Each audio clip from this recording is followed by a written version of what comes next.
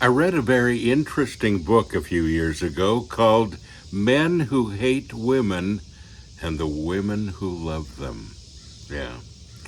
You know, we have a real strange love-hate relationship, and we don't understand it. We realize that there are problems in a relationship, and sometimes we just hold on anyway. And the dynamics of love seem to be very confused so many times. And yet the Bible tells us to love. Number 2 today on how to personally transform a corrupt world. 5 things we're going through this week. We said yesterday, be the light. Today I'm going to talk about number 2, love your neighbor unconditionally. Your neighbor, your spouse, your family, fellow Christians, people you work with. How do you love people unconditionally? How do you show Christ's love and compassion and how do you break down barriers that love can break down?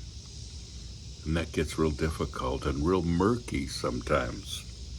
Jesus said in John chapter 13, starting with verse 34, a new commandment I give to you, that you love one another, even as I have loved you, that you also love one another. By this all men will know that you are my disciples, if you have love for one another. Well, it's talking about agape, talking about God's love. It's talking about the kind of love that we don't have on our own, the kind of love that God gives to us. And if you really want to get through to people, if you really want to help to transform the world around us that could use some transforming, well, this is really important.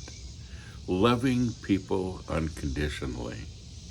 That book I read, Men Who Hate Women and the Women Who Love Them, people desperately trying to find somebody to love, somebody to interact with, and believing people's lies.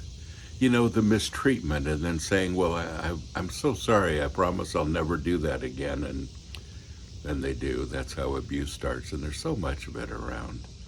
Not just in relationships, you know, male and female, but with friends and coworkers and family. Yeah. So much abuse disguised as love and empty promises. The Bible says that the only way you can really truly love one another and it becomes unconditional is when you have His love. And when God's love permeates a relationship, well, that's a game changer. Folks, don't forget, you are blessed. Go and be a blessing.